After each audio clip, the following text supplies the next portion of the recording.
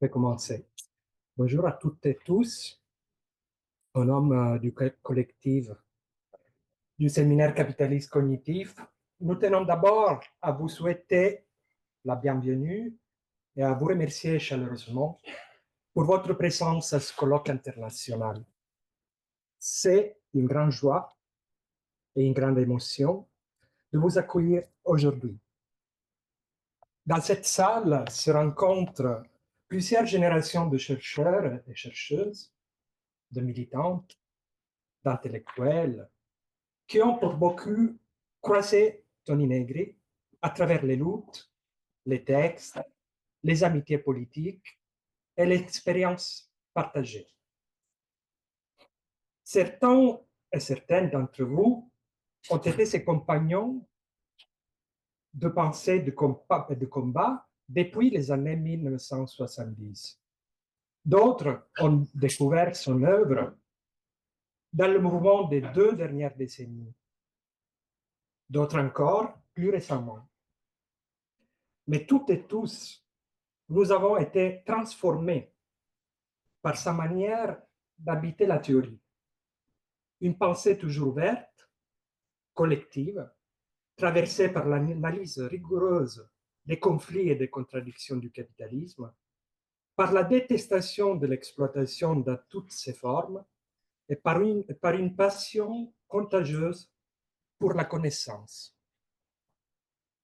Ce colloque n'est pas un hommage figé, mais une relance collective. Nous voulons célébrer Toni, sa vie, sa pensée, sa contribution, en faisant ce qu'il aurait sans doute souhaité. Continuer à penser ensemble, reprendre le fil de l'enquête militante, analyser les tendances et contre-tendances du capitalisme, cartographier les nouveaux fronts de lutte, ouvrir l'intelligence collective à ce qui vient. En un mot, continuer à lutter encore et encore. C'est dans cet esprit que nous avons organisé ces 2 journées. Le programme est dense, mais nous avons voulu qu'il reflète à la fois la richesse des héritages et l'ouverture vers de nouvelles directions de recherche et d'intervention. Le colloque se compose de 4 séances plénières, réunissant des voix issues de différentes générations et de divers continents, et de 16 panels thématiques qui explorent les grandes lignes de tension entre politique, subjectivation, commun, capitalisme, guerre et écologie. Nous avons essayé de faire en sorte que cette rencontre ne soit pas seulement une succession de communications, mais un espace de résonance, de discussion et de rencontres vivantes, à l'image de ce que Toni appelait de ses voeux, une intelligence collective en mouvement, nourrie de l'histoire mais tendue vers l'invention. Nous avons choisi de tenir ce colloque ici à la Maison des sciences économiques, un lieu dans lequel Toni, avec Carlo, Judith et tant d'autres camarades ont animé pendant des années un parcours de recherche des débats et qu'une nouvelle génération a maintenant repris à son tour. Nous tenons donc à remercier la Maison des sciences économiques, mais nous tenons aussi à adresser nos remerciements au laboratoire SEMTI de Paris 8, au laboratoire Sophia Paul de l'Université de Paris-Nanterre, au CES, au Centre économique de la Sorbonne, à l'IMEC, qui accueille maintenant les archives de Toni Negri, ainsi qu'à Judith elle-même, qui a pu suivre plusieurs moments de l'organisation de ce colloque. Un grand merci va également à ceux qui participent aujourd'hui de différentes manières, qui viennent parfois de loin, voire de très loin. Nous avons reçu des dizaines et des dizaines de propositions d'un peu partout dans le monde. La géographie même de ces propositions nous a étonnés parfois et positivement surprenus. Je dis quelques mots avant de commencer, moins émus, mais d'informations logistiques qui sont quand même importantes. Il y en a plusieurs, et faites attention s'il vous plaît. D'abord, vous trouvez le programme détaillé dans plusieurs affiches un peu partout dans la Maison des sciences économiques, ainsi que dans le site du séminaire Capitalisme cognitif. Le site est commoning.cc, commoning comme en anglais, commoning. Compte tenu de la richesse et du nombre de propositions que nous avons reçues, plusieurs panels auront lieu au même temps, vous avez pu le voir, en parallèle. Cela peut être frustrant, mais il faut savoir qu'on va tout enregistrer. Évidemment, on va demander l'autorisation aux participants avant de publier les matériels, mais tout le colloque va être normalement enregistré. Donc, cette frustration va être relative puisqu'on pourra avoir accès au matériel par la suite. Seulement, malheureusement, pour des raisons techniques, seulement les plénières seront diffusées en stream, en direct. Donc, on aura normalement un stream que des plénières. Rappel pour les intervenants, intervenantes, merci de vous enregistrer à l'accueil si vous ne l'avez pas fait, de recevoir ce magnifique sticker avec la tête de Tony qui salue pendant manifestation parisienne. Les pauses café auront lieu dans cette terrasse ou dans celle qui se trouve au premier étage. Les deux autres salles pour les panels sont au premier étage, salle 114 et salle 115. Toutes ces informations que je viens de vous donner sont disponibles dans notre site si vous voulez. Enfin, vendredi soir, demain soir, après la fin de la dernière plénière, on aura une soirée de fête, de célébration et, je l'anticipe, de chant de lutte dans le bar juste en face, la Maison des sciences économiques. Ce n'est pas une proposition qui vient du comité d'organisation, c'est une proposition que l'on a reçue de la part de certains intervenants, donc ça nous a fait plaisir. C'est une proposition que nous avons accueillie joyeusement. En revanche, moins joyeux, à cause de l'état du matériel technique de la Maison des sciences économiques dont on a pu faire état hier, justement, il pourrait y avoir des problèmes techniques, notamment avec la projection des slides. Si cela se produit, soyons collectivement patients et suivons l'une des leçons de Tony, celle de l'optimisme de la raison. Raisonnablement, ils vont se résoudre. Par ailleurs, dernier rappel, ce qui se joue dans un colloque est bien évidemment le moment de la discussion, les moments les plus formels, mais aussi et parfois surtout les moments informels d'échange dans les couloirs, dans les terrasses, dans les pauses café. Donc profitons ensemble de tous les moments des discussions que nous aurons. Ceci dit, je dirais qu'on peut commencer les travaux de cette journée avec une première plénière. Nos deux intervenants n'ont pas besoin de présentation. Michael Hart, qui est venu des États-Unis pour l'occasion, et Carlo Vercellone, qui gère ce séminaire qui est à l'issue de l'organisation de ce colloque. Je pense qu'il n'y a pas besoin de présentation. Michael a longuement travaillé avec Tony, Carlo de même, sous d'autres sujets et d'autres formes. Je leur laisse la parole pour deux interventions. Celle de Carlo intitulée, je le vois ici, Composition de classe et crise de la loi de la valeur plus-value dans le capitalisme cognitif, analyse et controverse. Je présenterai par la suite l'intervention de Michael.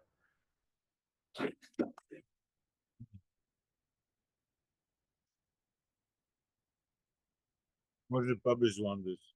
Bon, Enregistrement. Pour la connexion. Bon, bonjour à tout le monde. Avant de commencer mon intervention, je voudrais avant tout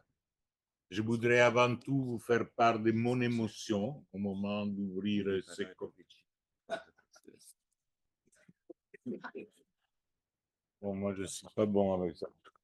Avant d'ouvrir ce colloque à la MSE, c'est en effet ici, à la Maison des sciences économiques, qu'avec Tony, nous avons organisé plusieurs réunions de travail et diverses séances de séminaires où ont été débattus et ont pris forme un nombre de concepts et de thèses qui vont être au cœur de ce colloque.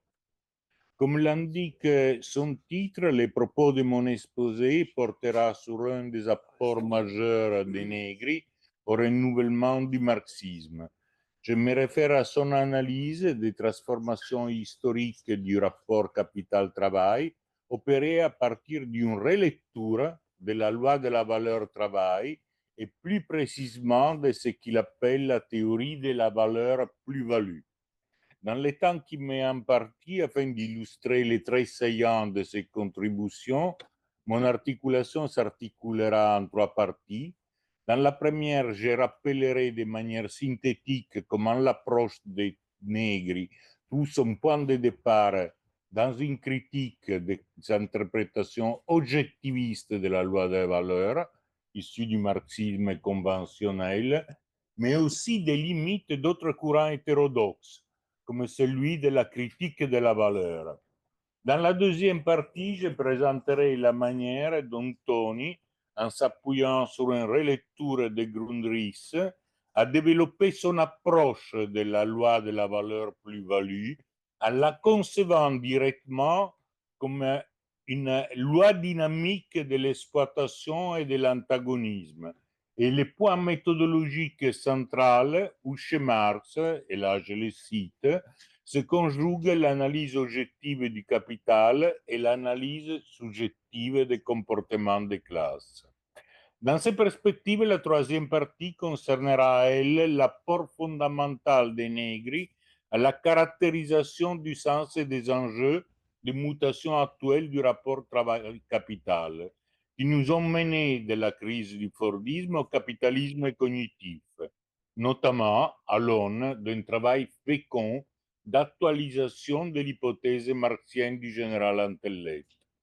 J'en viens donc à la première partie consacrée au positionnement et aux ruptures que Negri a opérées par rapport à d'autres théories marxistes de la valeur. Dans sa présentation de la théorie de la valeur, Negri parle de la différenciation de 2 principales approches. La première approche, et là je le cite, est celle qui remonte à la tradition des écoles issues de la deuxième et troisième internationale, qui s'est trouvée consacrée par les concepts soviétiques de planification. Ces premières conceptions insistent sur la question quantitative liée à la détermination de la grandeur de la valeur et conçoit le concept de temps de travail abstrait comme une substance commune et les critères de mesure de la valeur des marchandises. Ces conceptions correspondent à ce que l'on peut appeler la loi de la valeur temps de travail. Elle trouve son origine dans certaines simplifications d'Engels, pour qui la loi de la valeur se serait développée dans un mode de production marchand simple avant de s'intégrer, de s'adapter, de se développer sous le capitalisme. Ainsi, selon Negri, dans ses premières conceptions, pour utiliser une expression moderne, et là je le cite, la loi de la valeur est donc essentiellement une théorie de l'équilibre général qui tend d'interpréter la loi de la valeur comme une loi de l'échange et non d'abord des rapports sociaux de production capitaliste. La loi de la valeur est ici pensée comme une loi objective et quasiment ahistorique du fonctionnement de toute économie soumise à une contrainte de rareté et régie par la norme des temps de travail socialement nécessaire en moyen à sa production. Le capitalisme ne se distinguerait du socialisme dans ses perspectives que par l'anarchie du marché, découlant du fait que les décisions de production sont prises non pas sur la base d'un plan concerté ex ante, mais par une multitude d'entreprises en concurrence les unes avec les autres. En prolongeant la réflexion de Tony, il est utile de noter que cette approche de la loi de la valeur a 2 conséquences particulièrement néfastes. La première est celle de considérer l'abstraction du travail comme une opération théorique réalisée par l'économiste et non comme une abstraction réelle et très concrète du travail produite par le capitalisme. Son corollaire logique, comme le suggérait déjà Rubin, est d'effacer la problématique du fétichisme de la marchandise et d'adhérer dans les faits au principe de la neutralité sociale du développement capitaliste des forces productives et de la division du travail. La deuxième conséquence a été de pousser nombre d'économistes marxistes a considéré que la principale tâche de la théorie de la valeur était de fournir une explication microéconomique des prix relatifs des marchandises, alternative à la théorie néoclassique, et non une théorie macroéconomique et monétaire de l'exploitation. Ce glissement du terrain de la critique de l'économie politique vers celui d'une nouvelle économie politique conduit à occulter l'essence de la loi de la valeur plus-value et mène vers une impasse inéluctable qui explique pourquoi nombre d'économistes ont fini par décréter l'échec et l'abandon de la théorie marxienne de la valeur. La deuxième approche, selon Negri, et là je le cite, est celle de la loi de la valeur plus-value. Elle s'est développée dans le marxisme révolutionnaire orthodoxe et a surtout été étudiée, approfondie, appliquée par l'opéraïsme italien à partir des années 60 et 70.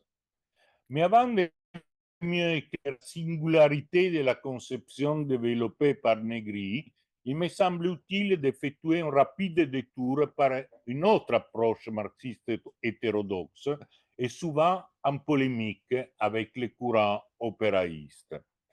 Je me réfère notamment au courant nommé de la critique de la valeur, qui lui aussi, dans la droite ligne de Rubin, rejette l'économisme du marxisme conventionnel et partage l'idée selon laquelle l'abstraction du travail est un fait bien réel. Mais à partir de ces traits communs s'ouvre ensuite un clivage sur un point clé. Pour ces courants, à la différence de l'opéraïsme, le travail est tout court une invention du capitalisme et ne peut donc être pensé que sous la forme du travail abstrait. Il n'y a pas d'espace dans cette approche pour une conception marxienne et anthropologique du travail vivant susceptible de s'opposer à la domination du capital. Plus encore, la socialisation du travail abstrait rendrait le travail et le capital complices. Tous les deux ne s'intéresseraient qu'à la valeur d'échange et donc à l'argent qui permet aux salariés de consommer et aux capitalistes d'accumuler. Dans ces visions, tout antagonisme entre travail vivant et travail mort, valeur d'échange et valeur d'usage est ainsi évincé, en rendant inconcevable la perspective d'une réappropriation des savoirs et des moyens de production. J'en viens donc à la deuxième partie.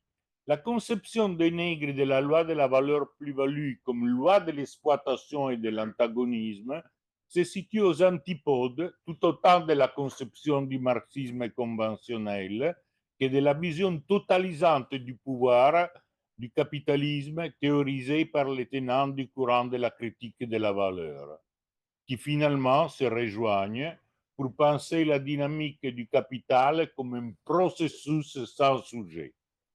La loi de la valeur plus-value se présente donc, et là je cite à nouveau Tony, en tant que loi de la valeur de la force de travail. Et elle consiste à considérer la valeur du travail non pas en tant que figure d'équilibre, mais en tant que figure antagoniste, sujet de rupture dynamique du système capitaliste. Quels sont donc les traits essentiels qui permettent de préciser l'essence de cette lecture de la loi de la valeur? Trois éléments clés permettent, à mon sens, d'illustrer la conception de Negri. Le premier est que la séquence de la lecture standard, menant d'un mode de production simple au capitalisme, où la loi de l'exploitation viendrait se greffer sur les principes premiers de la valeur temps de travail, doit être inversée. Dans l'approche de Negri, il faut partir de la loi de l'exploitation et de la logique de l'argent comme capital, incarnée par la célèbre formule générale du capital AM A'. Dans ce cadre, la valorisation du capital est un processus qui ne connaît pas de limites, dans la mesure où son objectif n'est ni la consommation, ni la valeur d'usage, mais l'accumulation de la richesse abstraite représentée par l'argent. La marchandise et la production ne sont pour le capital que des simples moyens pour atteindre ce but, afin d'augmenter sans cesse le pouvoir de commandement que la monnaie lui confère sur la société et le travail, en lui permettant de s'approprier, de manière directe ou indirecte, d'une plus-value. En ce sens, comme le souligne Negri, on peut affirmer que la loi de la plus-value est première et précède tant d'un point de vue logique qu'historique la loi de la valeur faisant du temps de travail abstrait la mesure du travail et la valeur des marchandises.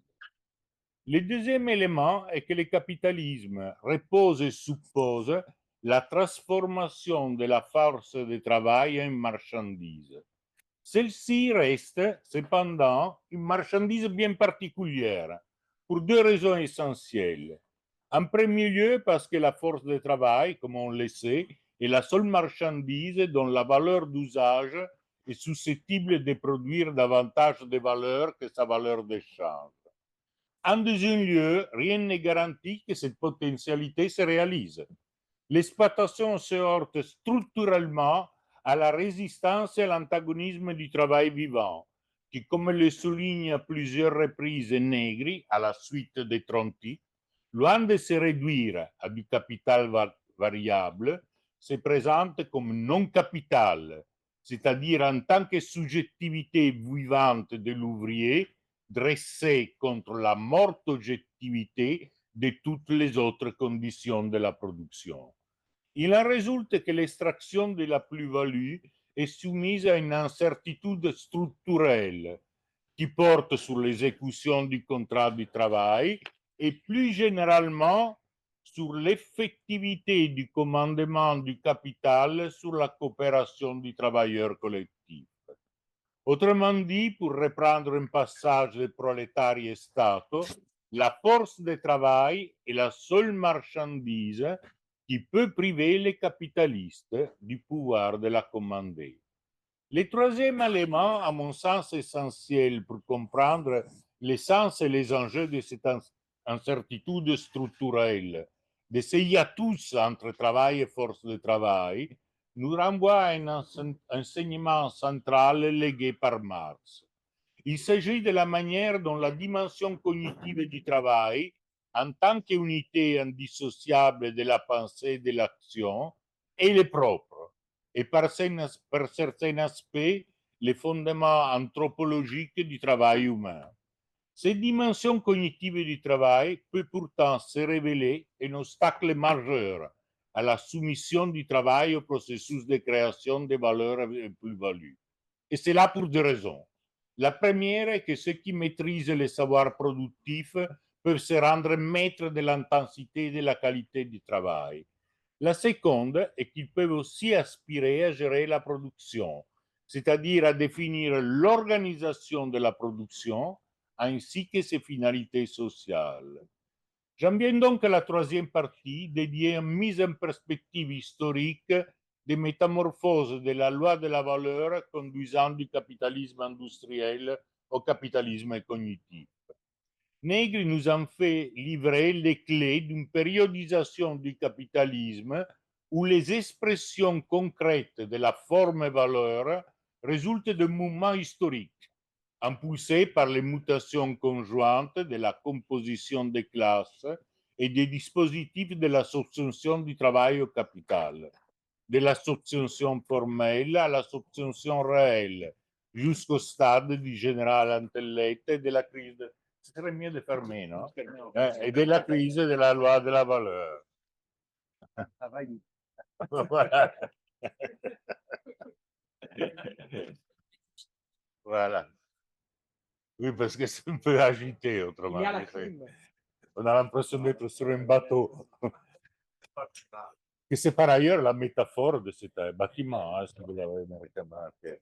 Alors, c'est ainsi, et je poursuis, que l'origine et l'essence historique de l'articulation de la loi de la plus-value et de la loi de la valeur temps de travail sont étroitement liées à la mutation du rapport capital-travail qui s'y produit dans la transition qui nous a mené du modèle du putting au système à la révolution industrielle et à l'affirmation du modèle de la fabrique manchesterienne, puis fordiste, de la production de masse de biens standardisés.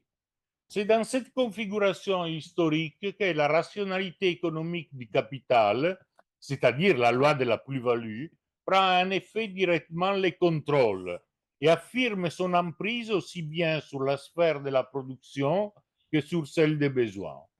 Dans ce cadre, la loi de la valeur temps de travail est entièrement reforgée par les exigences de l'accumulation du capital productif, selon une logique qui n'a plus rien à voir avec celle des règles de l'échange entre producteurs indépendants dans un hypothétique mode de production marchand simple. Dans ce cadre,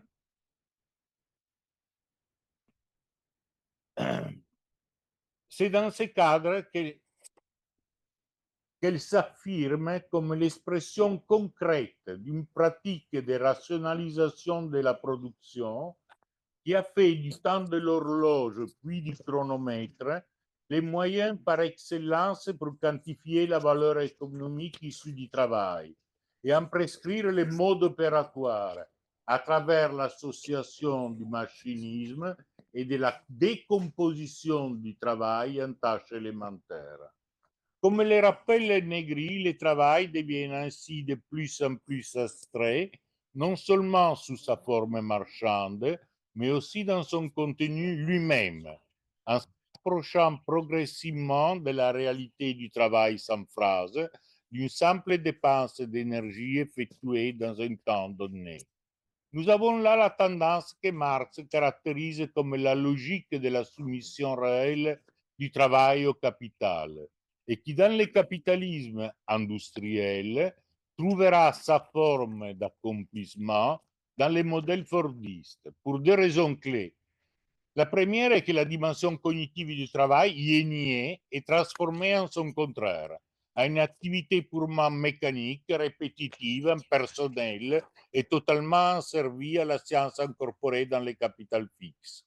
Comme le remarque toujours Tony, dans l'usine fordiste, elle ne ressurgira chez l'ouvrier Max qu'en tant que coopération antagoniste, refus du travail et pratique de sabotage capable de se servir de toutes les faiblesses structurelles de la chaîne de montage.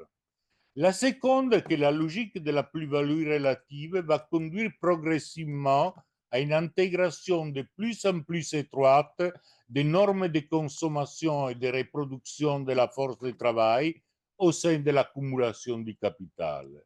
À une nuance près, mais fondamentale. À l'âge du Fordisme, les institutions du welfare assurant la reproduction collective de la force de travail restent en marge de l'accumulation du capital. Dans ces perspectives, la crise sociale du modèle fordiste a correspondu à la remise en cause de certains de ces invariants du capitalisme industriel et à l'ouverture d'une phase historique entièrement nouvelle concernant le rôle du savoir dans l'organisation sociale de la production, les rapports capital-travail et la nature des besoins. Comme nous l'avons développé avec Tony, elle trouve ses racines dans deux ruptures majeures et étroitement liées. La première a trait à la déstructuration des fondements sociaux de l'organisation scientifique du travail et au retour en force de la dimension cognitive et intellectuelle du travail. La deuxième concerne la manière dont l'affirmation du salaire comme variable indépendante, notamment sous la forme du salaire socialisé, a conduit à un formidable développement des services collectifs du welfare, santé, éducation, recherche, au-delà des compatibilités de la régulation fordiste. De ces conflits a découlé un déplacement progressif de la demande sociale du secteur des biens de consommation durable vers le secteur de la santé, de l'enseignement, de la culture, puis des biens informationnels. Il en a résulté deux conséquences essentielles. De par la nature intrinsèque, ce qu'on peut appeler les productions de l'humain par l'humain obéissent à une logique d'efficacité qualitative contradictoire et difficilement assujettissable au principe de la division technique du travail et de la productivité volume propre à la rationalité économique du capitalisme industriel. De plus, leur développement a impulsé un puissant processus de scolarisation des masses et de hausse du niveau moyen de formation de la population. C'est le point de départ d'une profonde transformation de la composition technique du travail qui a conduit dans l'ensemble des pays à capitalisme avancé à la constitution de la figure d'une intellectualité diffuse ou de masse. Cette mutation est attestée par plusieurs indicateurs, qu'il s'agisse de la multiplication des étudiants et des diplômés de l'enseignement supérieur, ou encore de l'évolution des modèles productifs et des catégories socioprofessionnelles, sans oublier le phénomène central de ce que Negri appelait le devenir femme du travail et de l'emploi. C'est ainsi que le rôle jadis majoritaire des ouvriers a subi une drastique réduction, liée tout autant à l'automatisation du travail qu'à la délocalisation des activités manufacturières. Il a cédé la place à l'avancée des travailleurs des services et notamment des catégories professionnelles où se concentrent les travailleurs les plus diplômés, qui, comme en France, représentent désormais la principale composante du travail. Cette élévation du contenu intellectuel du travail concerne par ailleurs l'ensemble des activités productives et demeure largement sous-estimée en raison du phénomène du déclassement. Negri saisira précocement entre les années 80 et 90 l'essence et les enjeux de l'émergence de ces nouvelles compositions de classes, en parlant du devenir cognitif de la figure de l'ouvrier social qui aurait succédé à la composition des classes de l'ouvrier masse. À cet égard, 3 points essentiels doivent être soulignés pour caractériser de manière adéquate la genèse et la nature de la nouvelle composition des classes et du capitalisme cognitif. Le premier point concerne la caractérisation de la composition des classes de l'ouvrier social cognitif. Contrairement à certaines lectures actives de l'analyse opéraïste, il est important de bien préciser que lorsqu'on souligne le rôle central du travail cognitif dans la nouvelle composition des classes, on ne fait pas référence à un segment particulier de la force de travail, représenté par les soi-disant travailleurs de la connaissance. On désigne plutôt l'émergence d'une nouvelle qualité générale de la force de travail liée à une intellectualité diffuse qui traverse l'ensemble de la société et des activités productives.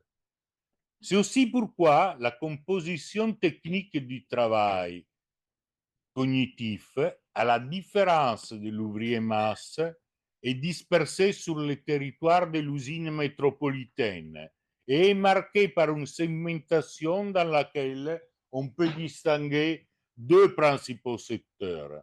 Un premier secteur regroupe ce qu'on peut appeler l'aristocratie du travail cognitif, spécialisée dans les activités les plus rentables du capitalisme cognitif, comme la finance et la gestion de la propriété intellectuelle, la programmation, les programmateurs du capitalisme et des plateformes, etc. Un deuxième secteur, en revanche, regroupe une force de travail dont les qualifications et les compétences ne sont pas reconnues, en subissant un important phénomène de déclassement, y compris dans des activités clés du travail créatif et cognitif. Ce segment joue aussi un rôle important de réservoir de main-d'œuvre flexible dans le secteur des services à la personne et des services standardisés à la McDonald's, où une grande partie de la main-d'œuvre est composée de jeunes en formation, travaillant en alternance pour financer leurs études. Enfin, il est important de souligner la question centrale des effets que l'explosion actuelle des dispositifs d'automatisation du travail intellectuel liés à l'intelligence artificielle pourrait avoir sur la composition des classes du travail cognitif, en déterminant une précarisation de certains des secteurs aujourd'hui les plus protégés. Peu avant sa mort, j'avais eu l'occasion de parler avec Tony à ce sujet, qui avait à ses propos une vision très pessimiste. Pour ma part, m'appropriant pour une fois de son proverbial optimisme, je lui avais rétorqué que l'intelligence artificielle pourrait aussi contribuer à remettre en cause certains éléments structurels à l'origine de cette segmentation et ainsi favoriser des processus inédits de recomposition sociale. Le deuxième point concerne la manière dont la mise en place d'une économie fondée sur la connaissance a précédé et s'oppose tant d'un point de vue logique qu'historique à l'essor du capitalisme cognitif. Ce dernier est le résultat d'un processus de restructuration par lequel le capital tente d'absorber et de soumettre de manière parasitaire à sa logique les forces productives d'une économie fondée sur la connaissance, le numérique et les productions de l'humain à travers l'humain. Le troisième point concernait la manière dont l'essor d'une intellectualité diffuse et d'une économie fondée sur la connaissance et le numérique semble effectivement présenter nombre d'analogies avec la célèbre hypothèse du général intellect, ébauchée par Marx dans les Grundrisse. Marx, en poussant jusqu'à ces extrêmes conséquences ce que Negri qualifie de la méthode de la tendance antagoniste, il développe l'idée de nouveaux stades de développement où la connaissance est devenue la principale force productive tout en réduisant la dépense de travail immédiat consacrée à la production à une quantité négligeable. Dans ce cadre, nous dit Marx, la loi de la valeur entre en crise et le capital est conduit, je le cite, vers sa propre dissolution en tant que forme dominant la production. En allant avec Marx au-delà de Marx, l'un des grands mérites de Negri sera d'initier un travail fécond d'actualisation de cette hypothèse à l'aune des transformations du capitalisme cognitif. Sur ces bases, l'actualité de l'hypothèse du général intellect a pu être repérée sur un double plan. D'une part, sur le plan du travail vivant, l'essor du travail cognitif détermine une crise des critères de mesure et du contrôle du travail propre au capitalisme industriel. Le capital aurait alors répondu à ces défis à travers deux mécanismes principaux. Le premier, au sein des entreprises, a consisté dans le passage du modèle taylorien de la prescription des temps et des mouvements à celui de la prescription de la subjectivité et de l'obligation au résultat. Le second consiste, lui, comme l'illustre le modèle canonique du capitalisme des plateformes, dans une dilatation des frontières des firmes, intégrant dans les écosystèmes de capture de la valeur le travail du consommateur et de l'ensemble de la société, selon une dynamique qui conduit à l'effritement des frontières traditionnelles entre la sphère de la production et celle de la consommation et de la reproduction de la force de travail. Mais le plus intéressant aux yeux des Negri était surtout la manière dont l'autonomie potentielle de la force de travail cognitive dans l'organisation de la production et la dynamique de l'innovation pouvaient aussi et surtout se concrétiser dans des pratiques d'exode du travail salarié et d'expérimentation des modèles alternatifs qui ont mis en œuvre les principes du modèle de commun comme mode de production. D'autre part, sur le plan de la connaissance incorporée dans le capital fixe, on a assisté à un puissant processus d'automatisation robotique puis algorithmique de la production. Dans cette évolution, comme Marx l'avait anticipé, le temps de travail direct nécessaire à la fabrication d'une marchandise deviennent effectivement souvent une quantité négligeable, avec le risque de se traduire dans une baisse drastique de la valeur des marchandises et donc des profits qui leur sont associés. Ce processus est renforcé par la dématérialisation numérique d'un grand nombre de biens culturels et de moyens de production.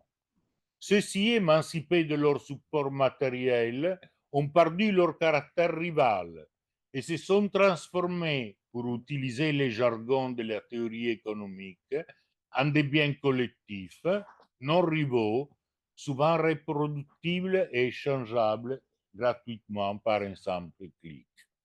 Nous sommes en effet entrés dans une économie centrée sur les relations de services et dans diverses activités productives dans une économie du prototype, où la partie essentielle de l'effort productif réside dans la conception de la première unité, tandis que les coûts de reproduction sont très faibles et parfois se rapprochent des zéros, comme dans les cas paradigmatiques des secteurs informatiques, des industries culturelles et créatives, de la pharmaceutique et des biotechnologies.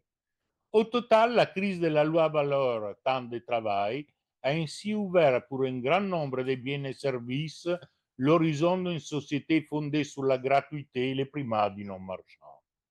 Dans ce cadre, pour le capital, trouver de nouvelles solutions permettant de contrecarrer la crise de la loi de la valeur et de faire survivre les primats de la logique de la marchandise et du profit est devenu donc une question de vie et de mort.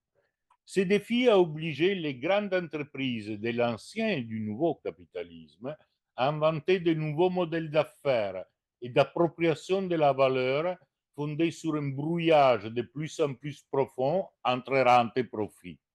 La clé de voûte de ces stratégies a reposé sans doute sur une formidable politique de renforcement et d'extension des droits de propriété intellectuelle, qui s'est poussée jusqu'à remettre en cause les frontières traditionnelles entre découverte et invention, entre recherche fondamentale et recherche appliquée. Elle est allée de pair avec la conception de nouvelles technologies dont l'objectif premier, comme dans le cas de digital right and management, n'est plus la diminution du travail nécessaire, mais tout simplement la création de dispositifs n'ayant pour but que celui de rétablir artificiellement la rivalité et donc la rareté des biens. C'est ainsi que le capitalisme, dans sa tentative de contrecarrer les effets de la crise de la loi de la valeur, développe toujours davantage des mécanismes de raréfaction de l'offre, permettant de bâtir artificiellement une rareté des ressources et des rentes des monopoles. Nous avons là une situation qui contredit les principes mêmes sur lesquels les pères fondateurs de l'économie politique avaient justifié la propriété comme un instrument de lutte contre la rareté. Désormais, c'est la création de la propriété qui fait apparaître la rareté. À un certain sens, on peut donc affirmer que c'est la tentative même de maintenir en vigueur de manière forcée la primauté de la logique de la marchandise qui conduit le capital à tenter de s'émanciper de la loi de la valeur temps de travail. Il en résulte une contradiction de plus en plus aiguë entre le caractère social de la production et le caractère privé de l'appropriation, qui constitue l'une des manifestations majeures de la crise de la loi de la valeur à l'âge du capitalisme cognitif. Enfin, ce n'est pas le moins important, la crise de rationalité de la loi de la valeur ne fait pas que rendre artificiellement rares des ressources autrement abondantes et gratuites. En fait, le capitalisme cognitif ne supprime pas la logique productiviste du capitalisme industriel. Il la réarticule et la renforce grâce notamment à une subordination de la science au service du capital. À l'instar des OGM, les nouvelles technologies, y compris l'intelligence artificielle, sont mobilisées au service d'une stratégie de standardisation et de marchandisation du vivant et de la connaissance. Ce processus ne fait qu'aggraver les risques de destruction de la biodiversité et de déstabilisation écologique de la planète, tout en augmentant considérablement l'empreinte écologique et matérielle des systèmes productifs. Pour terminer de l'analyse que nous avons menée jusqu'ici, on peut tirer de l'analyse de Negri deux conclusions théoriques essentielles. En premier lieu, parler de crise de la loi de la valeur temps de travail ne signifie ni parler de son extinction totale, ni encore moins que le travail ne serait plus la source de la création de la valeur et de la plus-value. Au contraire, dans le capitalisme cognitif, comme le soulignait Tony, l'exploitation se tend désormais à l'ensemble des temps de vie, voire de la vie même qui est mise au travail, comme le dit notre cher camarade Magali. Secondo, dans le nouveau capitalisme, l'épuisement de la rationalité de la loi de la valeur plus-value traduit une situation de non-correspondance et de contradictions de plus en plus aiguës entre les rapports sociaux de production et de propriété du capitalisme cognitif d'une part et les forces productives d'une économie fondée sur la connaissance et les productions de l'humain par l'humain, économie qui contient en son sein la possibilité d'un dépassement de l'économie capitaliste et marchande sous la forme de l'affirmation du commun comme mode de production. Et là, je vous remercie pour votre attention.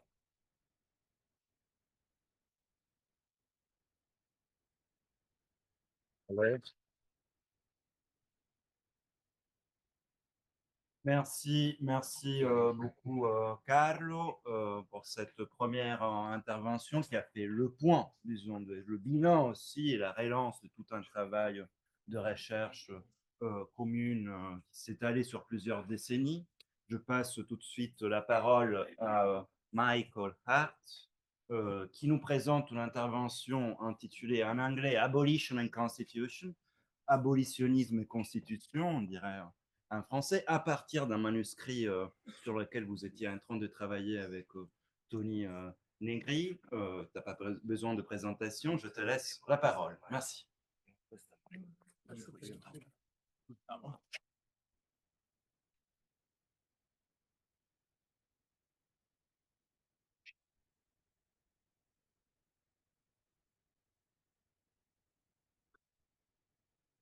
Ça va comme ça? Ou bien, on m'écoute? Ça marche? OK. Bon, moi, je voudrais remercier les organisateurs, le comité d'organisation. Aussi, pour la traduction, c'est Alissa. Et je voudrais remercier aussi Judith pour m'aider avec mon texte et dans d'autres choses. Bien, ça, comme disait Matteo, ce n'est pas un texte sur Tony, c'est un texte avec. Donc, dans la dernière partie de sa vie, il m'a dit, bon, Michael, on a toujours eu un livre ensemble, on a toujours eu un projet d'un livre, et bon, peut-être je ne vais pas être là pour le fin de ce livre. Donc, on a projeté quelques articles qui peuvent devenir peut-être des chapitres dans le livre. Et ça, c'est le premier de ces chapitres, de ces articles. Bon, je suis très content de le partager avec vous, qui est un public idéal pour ce type de choses. Et c'est vrai que, bon, il y a déjà un an et demi, et j'ai eu peut-être une espèce de bloc de finir avec ces textes.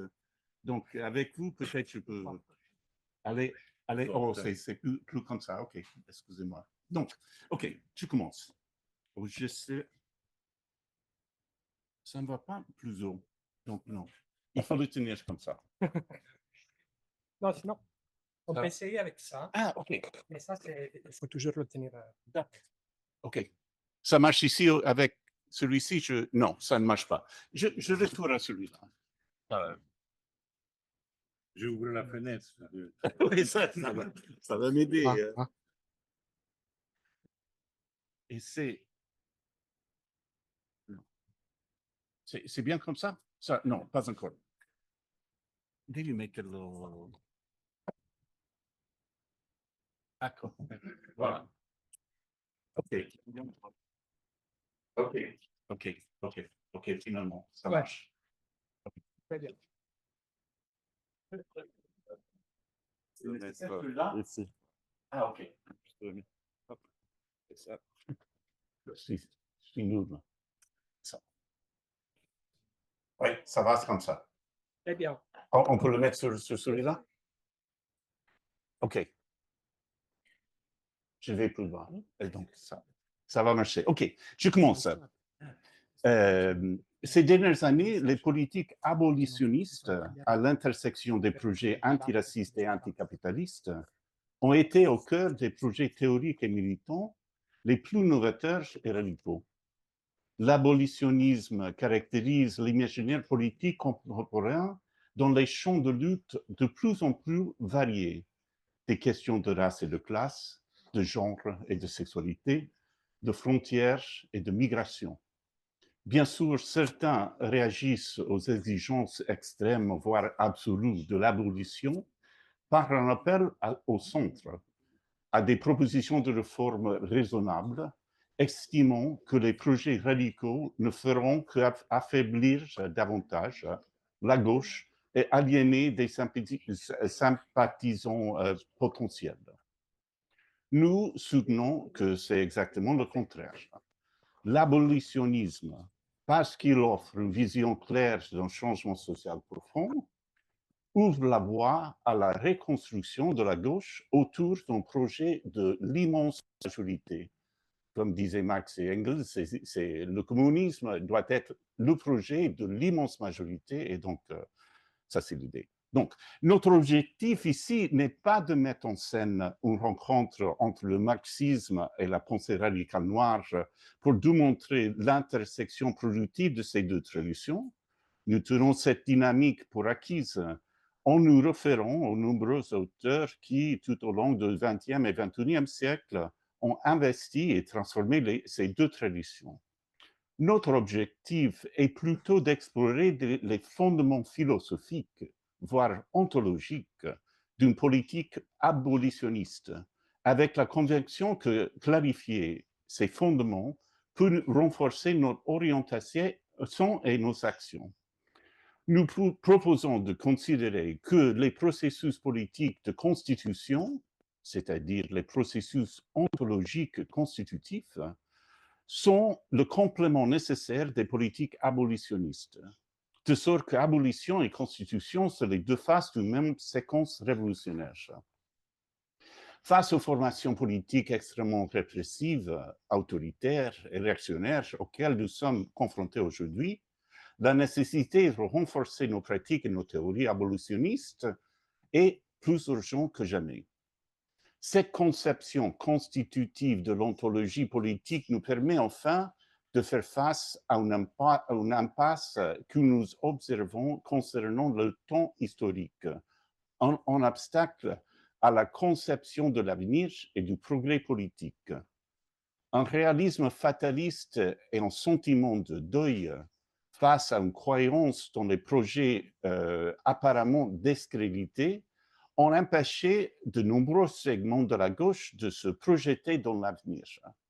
La dynamique entre abolition et constitution offre un cadre conceptuel pour la création d'un temps alternatif et révolutionnaire qui passe pour une attaque en profondeur des structures de domination actuelles et par l'expérimentation de nouvelles et durables institutions de liberté.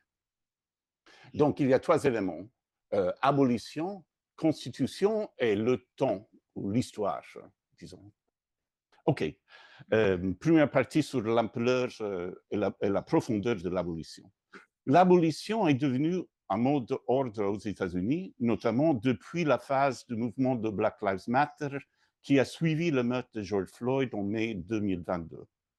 Les manifestants ont interprété et mis en œuvre un ensemble d'analyses approfondies menées par des chercheuses telles que Angela Davis et Ruth Wilson Gilmore, qui considère le système pénitentiaire, l'incarcération massive des populations noires et la police racialisée comme des éléments centraux de structures de domination raciale qui persistent sous différentes formes depuis l'époque de l'esclavage.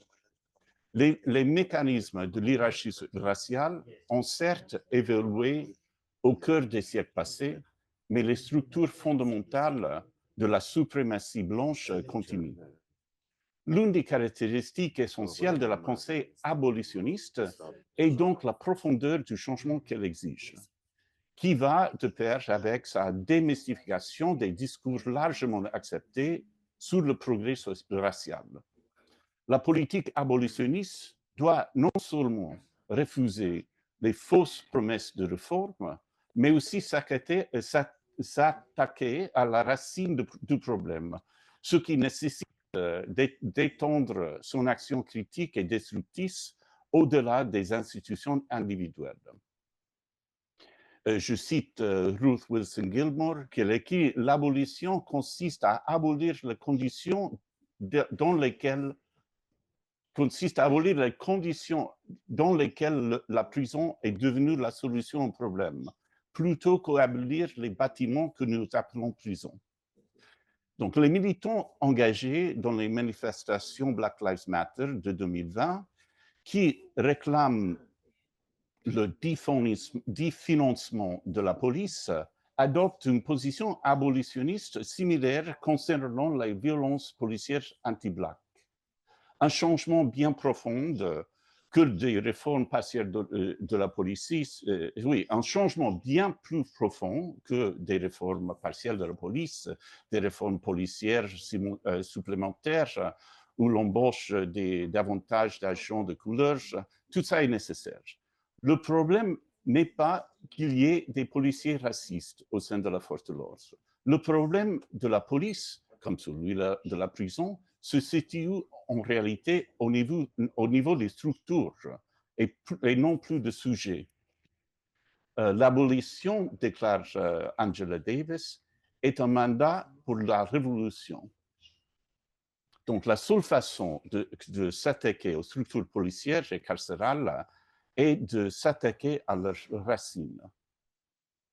Ça, la profondeur, c'est le premier élément. Une deuxième caractéristique remarquable des politiques abolitionnistes contemporaines est leur ampleur, c'est-à-dire la large diversité de structures de domination sociale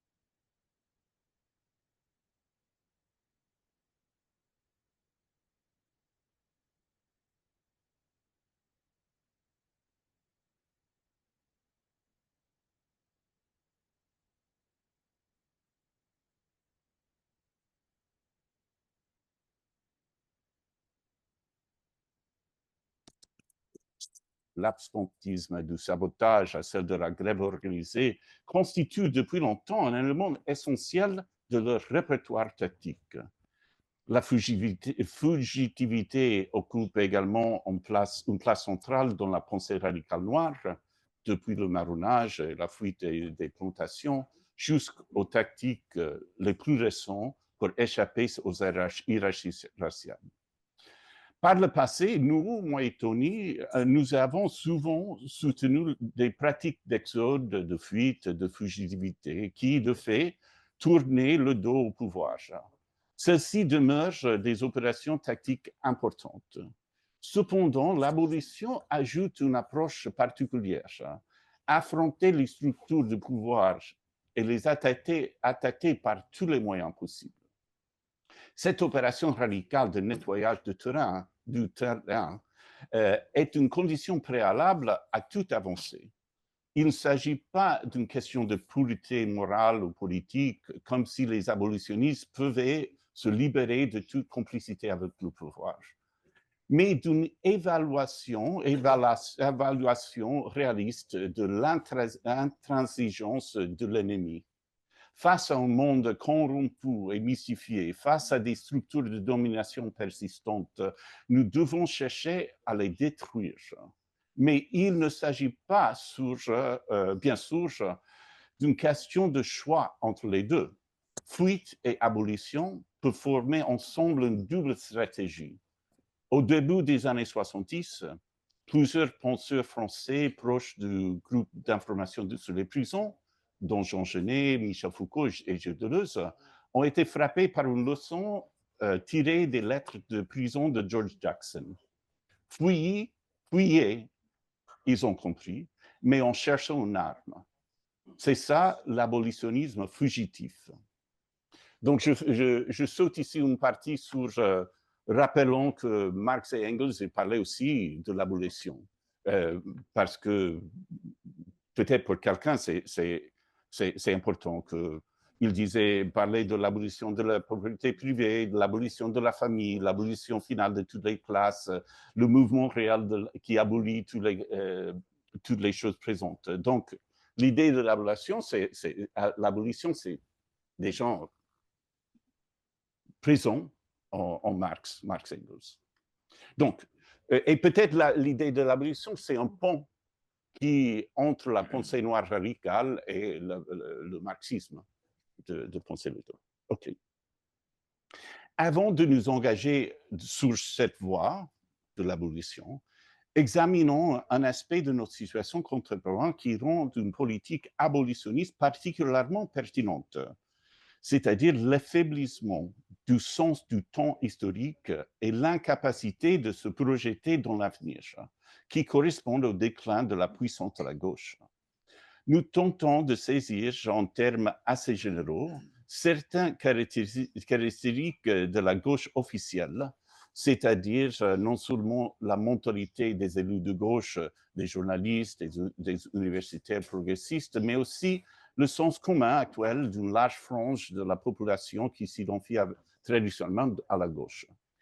Bien que la gauche, à son apogée, se soit définie pendant longtemps par sa vision d'un monde meilleur et ses projets concrets pour le réaliser, certains des discours traditionnels qui sous-tendaient ce rapport à l'avenir s'effritent.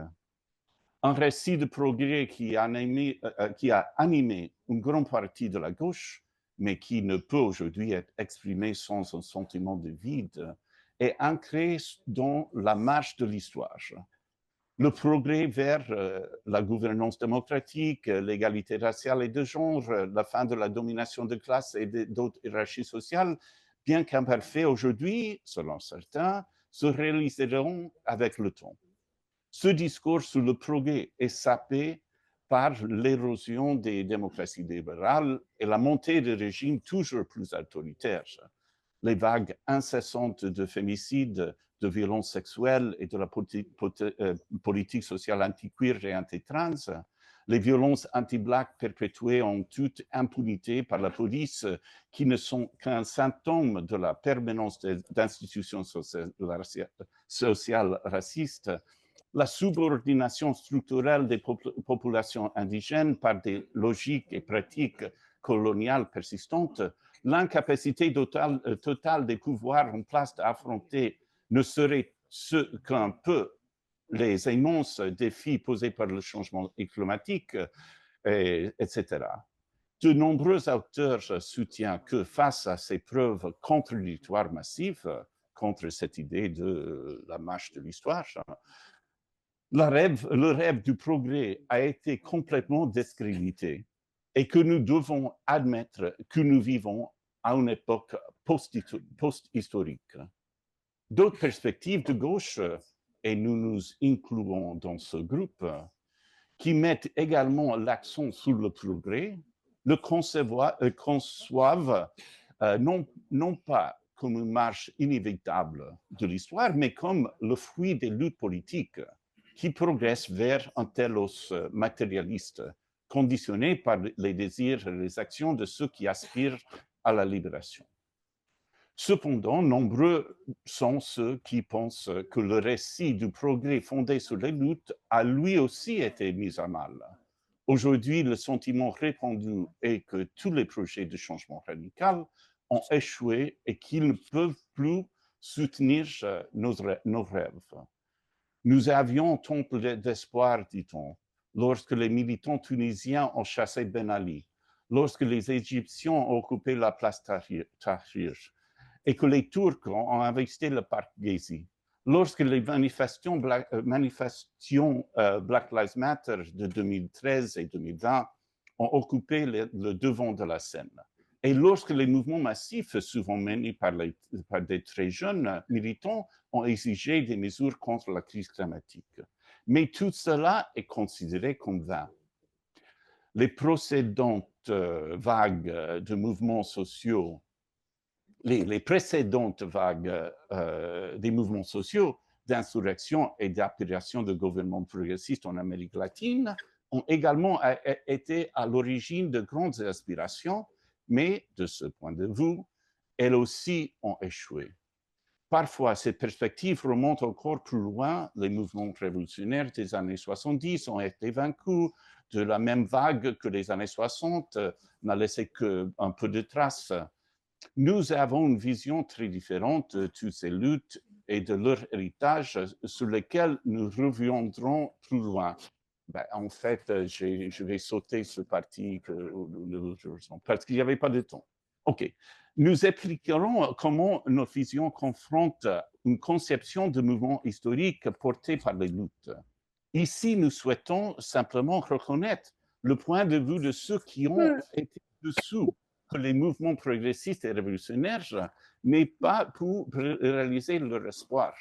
Pour cette position qui se prétend réaliste, après avoir fait le point sur le sort des mouvements du passé récent, il faut conclure que nous ne pouvons plus rationnellement faire confiance aux luttes pour obtenir un changement social substantiel. Le mouvement de l'histoire s'est arrêté et l'avenir est hors de portée.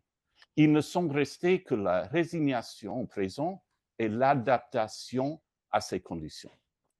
Ces différentes perspectives post-historiques, chacun nourrissant une partie de foi en sa propre conception du progrès, sont bien illustrées par la diagnostic le fameux de Mark Fisher, selon lequel le réalisme fataliste est la pathologie de la gauche qui caractérise notre époque.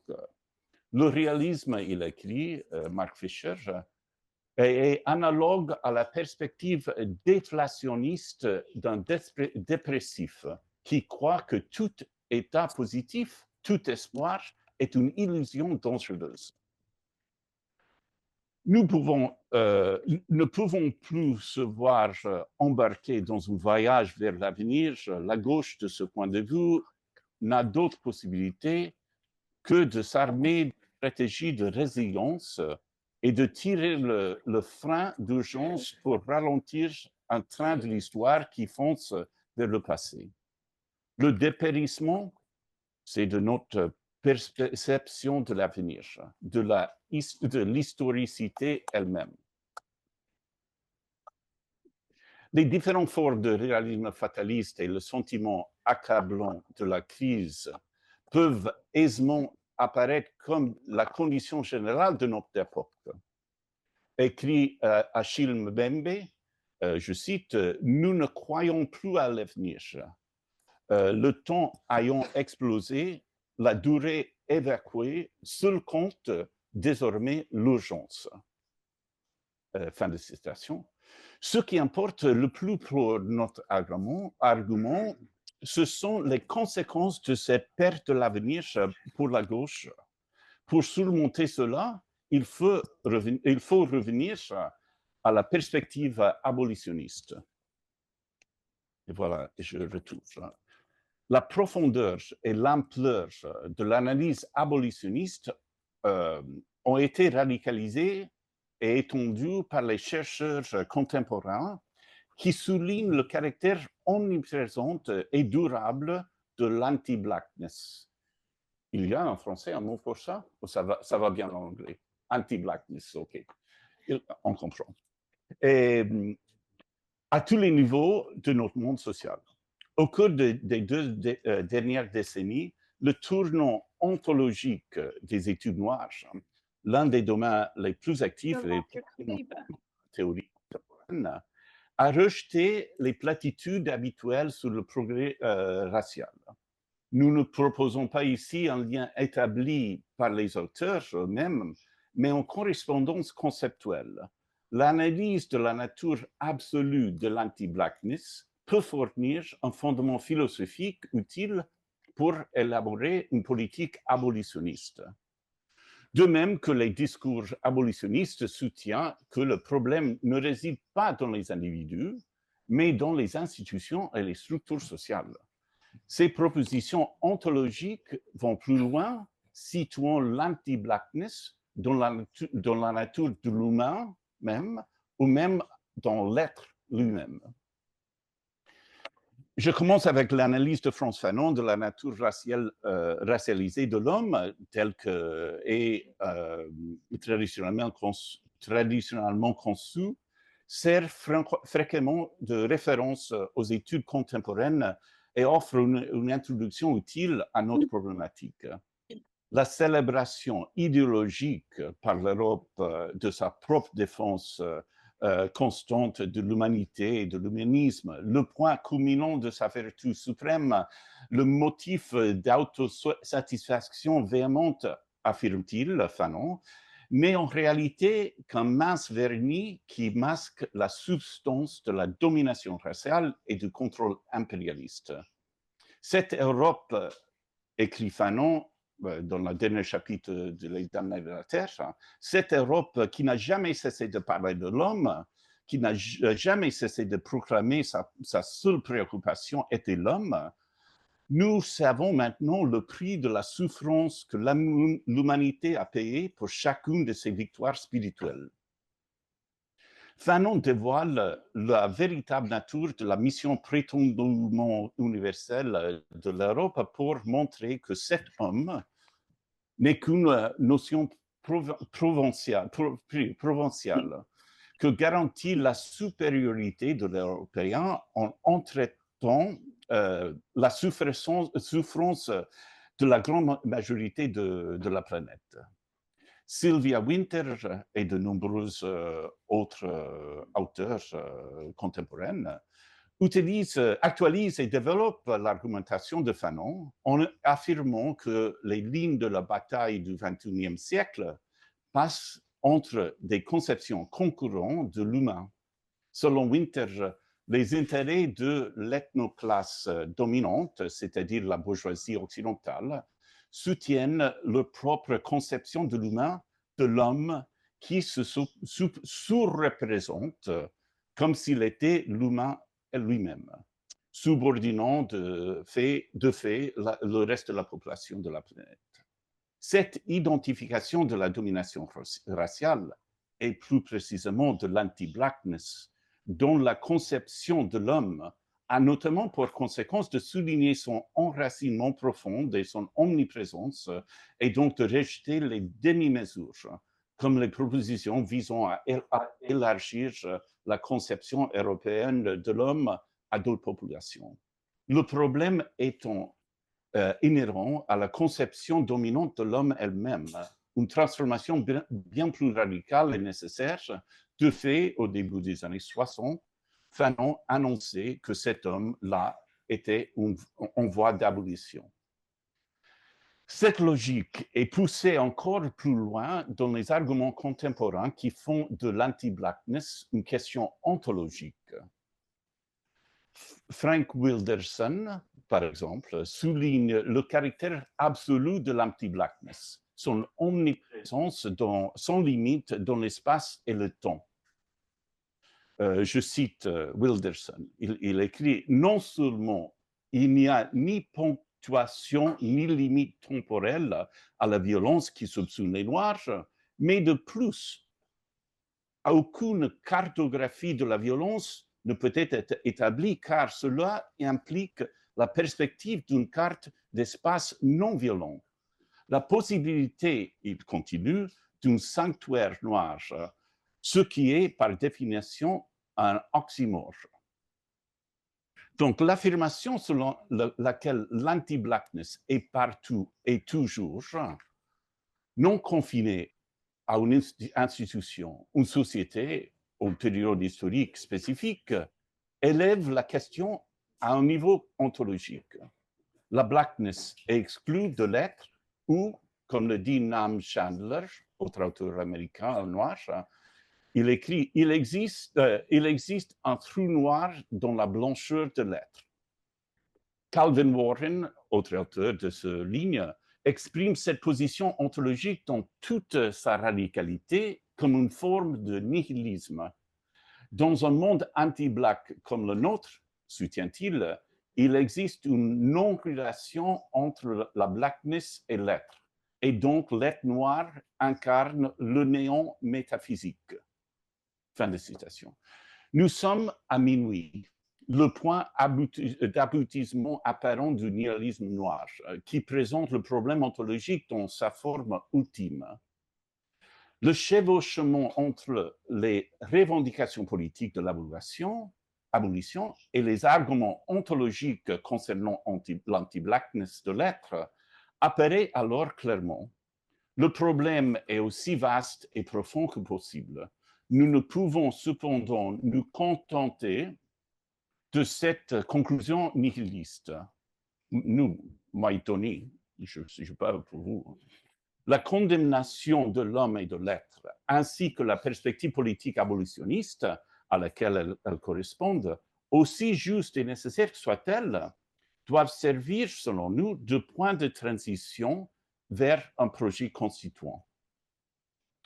Se poser le problème de la domination en des termes aussi extrêmes, le situer dans la nature humaine ou au niveau de l'être, permet de souligner à juste titre son omniprésence.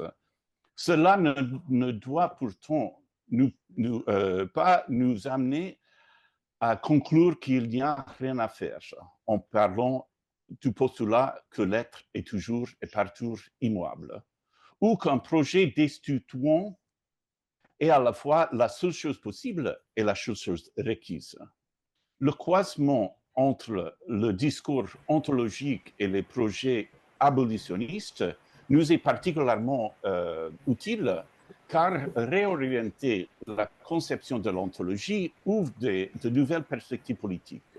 Comprendre cela nécessite cependant une analyse différente de l'être et un cadre ontologique alternatif, bien que la tradition métaphysique dominante pose être comme ce qui est, comme fixe et immuable, résidant généralement dans un domaine transcendantal, par opposition au devenir, il existe un héritage souterrain qui conçoit l'être comme un processus constituant. C'est ce que nous permet de comprendre les conceptions les plus radicales de l'abolition, non pas comme un terme final, mais comme un tournant. L'analyse faite par Georg Lukács de la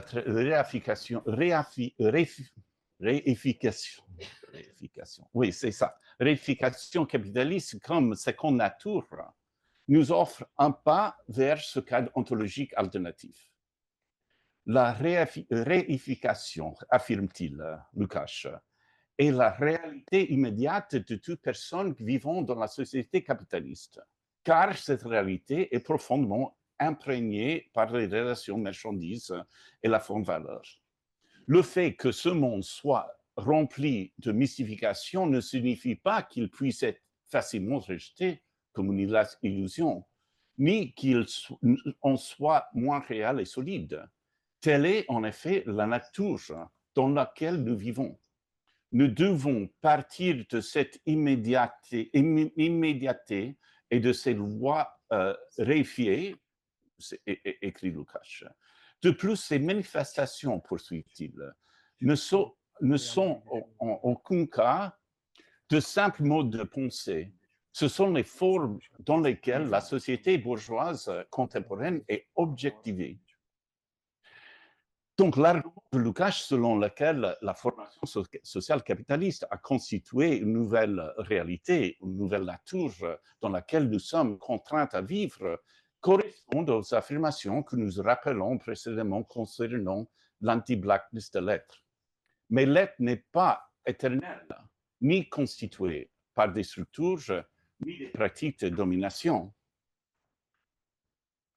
Dévoiler la seconde nature répressive et réifiée dans laquelle nous vivons conduit inévitablement pour Lukács à un projet d'abolition. L'abolition des formes de la réalité bourgeoise, je cite, pour être une véritable abolition, ne peut pas être le simple fruit de la pensée. Elle doit aussi se traduire par leur abolition pratique en tant que forme concrète et vie sociale. Fin de citation. En fin de compte, la première étape vers la destruction de la nature corrompue du monde capitaliste et par analogie aussi des structures de suprématie blanche qui constituent l'être anti-black, ça consiste à s'engager dans une pratique ontologique à la suite d'une lutte politique organisée. Voici la clé de cette perspective ontologique alternative. L'être n'est pas toujours et partout le même, immuable. Au contraire, il est continuellement constitué par actions sociales et politiques. Spinoza propose peut-être la conception la plus élevée de cette conception de la réalité. Et sur ce point limité, Lukács et Spinoza coïncident. Et peut-être Spinoza peut-il servir et radicaliser Lukács. Il ne faut pas interpréter l'affirmation de Lukács selon laquelle le capital a créé une nouvelle nature et sa proposition de s'enforcer de l'abolir comme signifiant qu'une fois la nature capitaliste ou l'être anti-black dissipée, nous retournerons irions à la nature réelle et originelle qui se trouve en dessous. Non, et c'est là le point central, il n'y a pas de nature première. Toute nature est une seconde nature, ou troisième nature, quatrième, énième. L'être n'est pas donné, il est constitué. De plus, et c'est un point essentiel, l'être n'est pas seulement constitué par ceux qui ont le pouvoir, une nouvelle nature peut aussi être constituée par le bas, comme projet de liberté. Avant d'articuler cette possibilité, nous souhaitons examiner brièvement un autre objet de concept de constitution, à savoir la manière dont il engage un double mandat d'analyse et une double conception de l'histoire.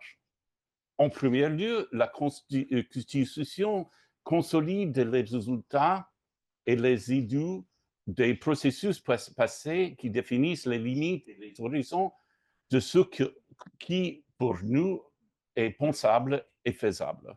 Ça, vers le passé, l'histoire, c'est peut-être ça. Deleuze aimait citer une phrase au début de cette deuxième partie de l'éthique. Il disait « Nul ne sait que peut le corps ». Et il tient souvent pour acquise la suite de ce passage. Nous ne connaissons toujours pas la constitution du corps, corporis fabricam. je dis constitution comme traduction un peu comme ça, sauvage. Les deux sont bien sourds-liés. Il est nécessaire d'étudier la constitution du corps pour découvrir ce qu'il peut. Et pour Spinoza, cette question du corps correspond directement au plan ontologique. Le lien avec la seconde nature de Lukács et de l'anti-blackness de l'être est clair. La constitution matérielle du corps social est à la fois ce qui facilite et ce qui limite ce que nous pouvons faire et penser. La constitution, cependant, pointe vers l'avenir et configure l'histoire non pas en termes d'accumulation du passé, mais de processus qui peuvent façonner l'avenir. Alors que la tradition ontologique dominante considère que la logique de l'être procède de la nécessité à la contingence, c'est-à-dire du plan transcendant immuable au flux de ce monde, Spinoza inverse la logique de l'être, de telle sorte qu'elle procède en sens inverse de la contingence à la nécessité, c'est-à-dire les rencontres entre les corps dans ce monde acquièrent progressivement un statut de cohérence tendant vers la nécessité et générant finalement une nouvelle nature résidant sur le plan de l'immanence. En bref, la pratique sociale permet de constituer la nécessité, on donne naissance à un nouveau logos, un nouvel être. Ouais. Là, je voulais ajouter une partie sur l'institution de la pensée de Merleau-Ponty, parce que je pense, et c'est à partir du travail de Judith particulièrement, qu'il y a cette même idée de l'histoire, l'institution comme la constitution. Bon, c'est pas cohérent. Je continue. Pour mieux situer cette double conception de la Constitution, il peut être utile d'indiquer d'autres conceptions qui peuvent lui être rattachées. En voici un seul exemple. Marx, dans le 18e, Brumaire, pose le problème historique dans une double perspective, à la fois comme le cauchemar qui pèse sur le cerveau des vivants, ce qui correspond à la constitution consolidée de notre réalité sociale, qui limite nos horizons de pensée et d'action, et comme notre pouvoir, de l'autre côté, de faire l'histoire, de constituer une nouvelle réalité, en mobilisant la poésie du futur, de l'avenir. Dans une perspective cohérente avec celle de Spinoza, Fred Moten, autre auteur contemporain américain, Fred Moten rejette la notion traditionnelle d'un être fixe et immuable. Il s'engage de manière critique avec les auteurs du tournant ontologique qui l'on a mentionné, que j'ai mentionné tout à l'heure. Écrit Fred Moten, je cite, ce qui est inadéquat à la blackness, ce sont les ontologies déjà données. Fin de cette citation. Plutôt que refuser la perspective ontologique, il cherche donc à déplacer le terrain ontologique. Et donc, il continue. L'expérience vécue de la blackness est, entre autres choses, l'exigence constante d'une ontologie du désordre, d'une ontologie de la déhiscence, d'une para-ontologie dont le comportement aura été envers le champ antique et ou existentiel des choses et des événements. Fin de citation. Moten reconnaît donc la blackness non seulement dans la blackness, non seulement un pouvoir de refus et une capacité de déstabiliser tout être supposé figé du monde qui nous entoure, la blackness n'est pas seulement un désordre, une déhiscence, une blessure ouverte. L'affirmation de Moten selon laquelle la blackness est antérieure à l'ontologie ouvre la voie à une conception constitutive de l'être cohérente avec celle de Spinoza, où l'expérience de la blackness et ses pratiques définissent un devenir qui tend vers la nécessité et ainsi peut progressivement constituer un nouvel être. Parce que l'être est constituant, opération destructrice peut être et doit toujours être complétée par une complétée par une opération constructive. Fanon, par exemple, considère aussi la fin de l'homme comme un commencement. Il écrit pour l'Europe, pour nous-mêmes et pour l'humanité, camarades, c'est une phrase fameuse, nous devons faire peau neuve, développer une nouvelle façon de penser et nous efforcer de créer un homme nouveau. En établissant que le discours actuel sur l'homme n'est pas universel, qu'il a été constitué par ceux qui détiennent le pouvoir, Fanon ouvre la voie à une nouvelle pratique, à une alternative. Et il souligne en jouant sur l'expression idiomatique « faire peau neuve », non seulement comme peau nouvelle et plus foncée collera cette nouvelle figure de l'humain, mais aussi que cela se fera en inventant une nouvelle pratique. Il ne faut cependant pas croire que cette séquence d'abolition des constitutions consiste à faire table rase et repartir de zéro. Il ne s'agit pas d'un processus de création de corps entièrement nouveau, comme l'imagine Saint Paul. Non, ces nouveaux corps portent encore les marques des anciens. Serait-il jamais possible de détruire, d'effacer complètement les blessures qui portent les corps subordonnés?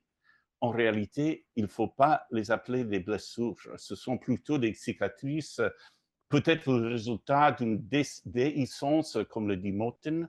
Ce sont non seulement les signes de violence passée, mais aussi les éléments à partir desquels créer un nouveau projet, le point à partir duquel créer une nouvelle réalité. Il y a une dernière partie, il y a 2 pages, je vais encore? OK. Là, il y avait, je saute une réflexion sur le commun et l'immense majorité qui parlait des luttes contemporaines des derniers 10 ans, comme ça. Bon, je l'ai sauté et je finis. Nous sommes désormais en mesure de revenir au réalisme fataliste et l'impasse de la gauche dont nous étions partis. Par le passé, nous l'avons dit, nous avons souvent cherché la réponse dans la fuite, l'exode, l'évasion, la soustraction. Ces pratiques constituent certes des antidotes au poison de notre monde, qu'elles soient capables de nous guérir ou pas. Et elles constituent sans aucun doute un premier pas vers la libération. Cependant, elles peuvent à elles seules nous libérer. Nous devons constamment nous rappeler la nature historique de ce monde oppressif, sachant que nous vivons au sein des contradictions qui nous façonnent, dans les situations qui nous mystifient, dans une nature corrompue et impitoyable. Comment pouvons-nous attaquer ce monde et découvrir une vie nouvelle, un terrain sur lequel construire un avenir? Se demande. Comment pouvons-nous vivre une vie subversive et inventer de nouveau, tout en restant embourbés dans la coquille d'un monde que nous abolissons? Ce double processus est celui que Du Bois avait à l'esprit lorsque, dans son récit historique détaillé de la drame politique qui a suivi la guerre de sécession américaine, il a évoqué à plusieurs reprises la possibilité d'une démocratie abolition. Du Bois n'a pas développé explicitement ce concept. Il n'a pas expliqué en quoi l'abolition pouvait être un attribut de la démocratie et par conséquent comment la démocratie pouvait qualifier l'abolition. Mais Angela Davis explique à juste titre que le terme de Du Bois ne désigne pas seulement, ni même principalement, l'abolition comme un processus négatif de destruction, mais aussi comme une construction, une création de nouvelles institutions. Ça, c'était Davis. Les deux ne sont pas vraiment distincts. Ce sont les deux faces d'un même processus, internes l'une à l'autre. En ce sens, la démocratie abolition est un exemple de l'ontologie constituante dont nous avons parlé précédemment, précisément dans la mesure où la destruction de l'ancien monde qui définit notre nature réifiée s'accompagne de la construction de nouvelles institutions démocratiques qui forment un nouvel être social. Cette ontologie constituante, cette constitution de l'être commun est fondamentalement historique, en ce sens qu'elle indique les manières dont nous pouvons collectivement faire l'histoire, dans les conditions héritières du passé, et ouvre une relation substantielle à l'avenir, en net contraste avec le réalisme fataliste que nous avons identifié précédemment. La temporalité de ce processus demeure investie par une conception du progrès, mais il ne s'agit certainement pas de revenir à l'idée d'une marche objective vers le progrès que nous avons identifié dans certains secteurs de la gauche. Il s'agit plutôt d'une autre manière de comprendre le progrès, une conception portée par les luttes. Même lorsque les mouvements récents ont été vaincus, ils ont cherché à s'attaquer à la racine du problème, aux structures de domination qui nous gouvernent. C'est pourquoi l'abolition est devenue si omniprésente. Elle est le moyen de comprendre la nature des pratiques antagonistes aujourd'hui. Dans le meilleur des cas, les luttes organisent des pratiques sociales innovantes, des habitudes inédites, des formes de vie originales, susceptibles de se consolider d'un nouvel être social. La seule temporalité possible aujourd'hui, donc, est peut-être un temps révolutionnaire, un temps qui non seulement abolit, mais constitue également des relations sociales alternatives à un nouvel être commun. Dans l'État et la Révolution, Lénine montre peut-être mieux que quiconque comment l'expérience de la libération diffère de celle de l'émancipation. L'émancipation est un processus limite qui vise à libérer les opprimés de leur chaîne et à leur permettre de rejoindre l'ordre social actuel. La politique abolitionniste ne peut se contenter de l'émancipation. La libération, en revanche, qui devrait être l'objectif de l'abolition, exige une transformation beaucoup plus profonde qui modifie radicalement non seulement la structure de l'ordre social actuel, mais aussi les sujets qui l'habitent. Nous devons devenir différents pour pouvoir vivre dans un monde profondément nouveau. Cette radicalité nous est imposée. Nous devons penser comme si nous étions déjà engagés dans un processus révolutionnaire, comme si nous vivions déjà l'avenir. Allons-y. La dernière partie, c'était toi, c'est pas moi.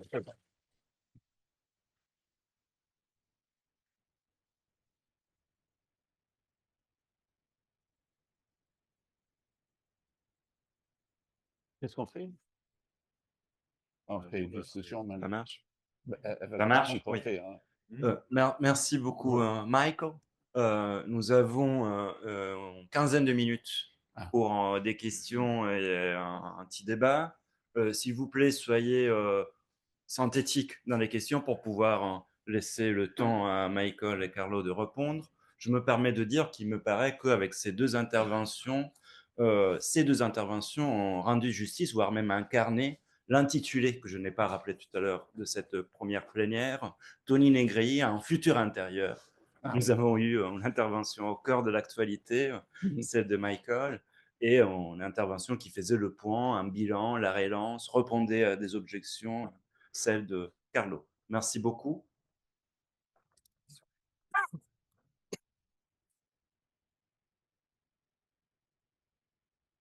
Merci beaucoup pour ces deux interventions tout à fait On peut le faire les interventions aussi en anglais, s'il veut. En fait, j'ai deux questions à vous. Alors d'abord, la première question, c'est pour Carlo Bersellone. Vous avez donc souligné l'importance de général intellect dont au-delà de Marx, Marx au-delà de Marx. Oui. Peut-être que d'après vous, c'était une sorte de source pour concevoir la théorie du capitalisme cognitif. Mais en même temps, à cette époque-ci, je crois que cette idée n'existait pas vraiment. Donc, d'après vous, depuis quelle période cette donc, idée de capitalisme cognitif a été développée? Peut-être avec vous. Et deuxième question, c'est pour Michael Hart. En fait, je suis un des traducteurs de votre assembly. Donc, dans la préface pour la traduction japonaise, vous avez annoncé le nouveau livre, donc coécrit avec Tony. Je crois que le titre était Avenir. Ah non, c'est pas Avenir. C'est Tomorrow. Oui, Tomorrow. demain. Oui. Oui. Demain, oui. Ouais. En fait, voilà. Donc, dans votre intervention, vous avez donc utilisé plusieurs fois le mot avenir, etc. Et c'était quoi l'idée générale de ce livre, si vous pouvez expliquer? Je crois que c'était une sorte de livre sur la stratégie pour établir la nouvelle sorte de communisme. Quoi. Et donc, voilà, c'était quoi votre idée? Voilà. Merci pour cette belle question. C'est un peu frustrant, mais il faut être synthétique. D'autres questions? En English?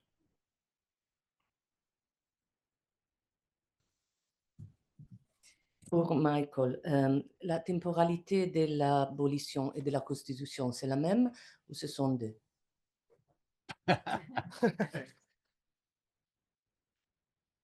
D'autres questions? Même là-bas?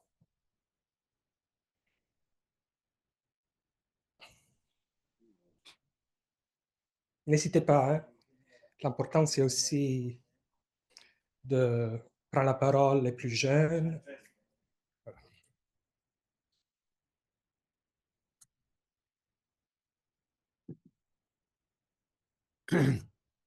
Je suis d'accord avec toi, Michael, sur la critique du nihilisme de certains penseurs afro-pessimistes. Mais est-ce qu'il ne faudrait pas aussi souligner que, dans certains cas, en tout cas, le mot d'ordre de l'abolitionnisme se réduit à l'autre extrême, c'est-à-dire des demandes, des revendications réformistes, plutôt pour des réformettes, et que ça peut peut-être poser la question de est-ce que le concept d'abolition est vraiment utile en tant que tel. Pour moi, c'est une conception anarchiste et donc anarcho-réformiste potentiellement, et pas une conception marxiste.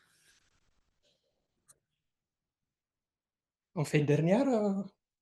On a combien de temps? Non, on continue un peu, oui. Bon, on sait que le chronoprogramme va être pas trop respecté, mais c'est notre habitude. D'autres questions? En fait, pour Michael Hart, c'est quel est le rôle de la négativité par rapport à c'est quel est le rôle de la négativité par rapport à la question de la pensée ou la politique de l'abolition? Parce qu'aujourd'hui, on veut, surtout dans toutes les impulsions néo-réactionnaires, il y a un embrassement de cette dynamique. Donc, peut-être ça peut être plus puissante, faire une répuissance dans les intentions de gauche pour dire de gauche, aux progressistes, embrasser cette sens de la négativité qu'à un moment, tu as fait une dissertation, une division, un distanciement de l'idée de négativité par rapport à les pensées de l'abolition. Penses-toi que peut-être ça peut être plus puissant d'embrasser cette question négative? Merci. OK. Allez-y. Bon, je commence. Oui, va. Dans quel contexte il est né le capitalisme cognitif? Là, c'est une longue élaboration. Ah, pardon. Il s'agit d'une longue élaboration qui naît de deux grandes insatisfactions dans les débats qui s'est produit autour des années 80-90, autour de la crise du Fordisme et des potentiels successeurs au Fordisme. D'une part, nous avions les thèses du post-Fordisme, qui étaient surtout au centre de la réflexion de l'école de la régulation, mais pas seulement de l'école de la régulation. Et cela a posé deux problèmes complémentaires.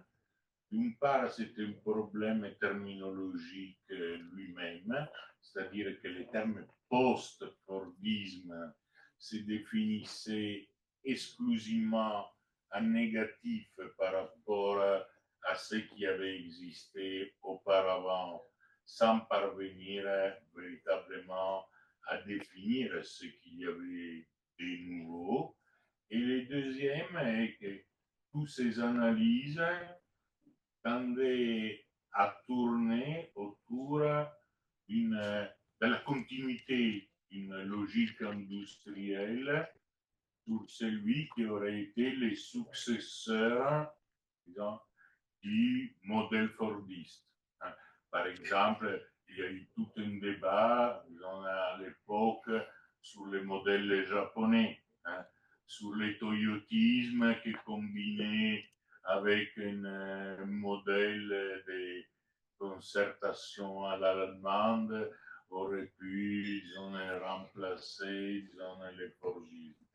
Et donc, il y avait ces premières insatisfactions à laquelle, par ailleurs, il avait réagi aussi avec virulence théorique. Negri et les autres auteurs du futur antérieur en développant le concept du travail immatériel, qui était une provocation, qui était une provocation dans le sens qu'on tordait les bâtons de l'autre côté par rapport aux approches qui défendaient stricto sensu la continuité du travail immatériel. Mais en tout cas, ce concept de travail immatériel a été aussi l'une des sources d'inspiration du travail cognitif. L'autre grande source d'inspiration a été la critique de notre courant qui se développe durant cette période et qui prétend même devenir la nouvelle économie industrielle, mais il le fait d'une façon éminemment apologétique et qui sont les nouvelles approches, par exemple à la forêt, sur l'économie de la connaissance. Alors, pourquoi je dis qu'ils étaient, disons, éminemment apologétiques?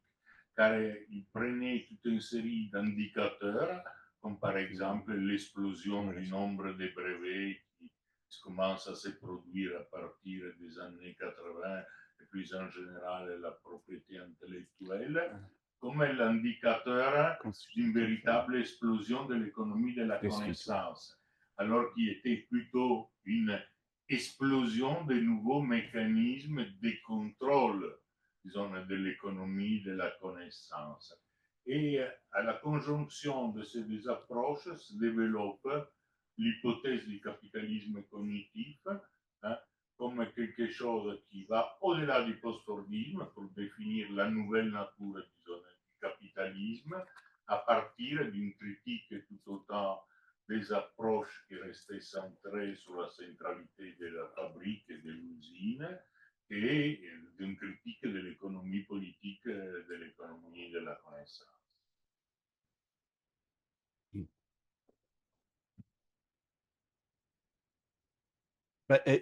Je crois que je peux mettre les différents commentaires ensemble. Commençons avec la question de l'abolition et le réformisme anarcho-réformiste. Une belle formule. Plus fort, ok.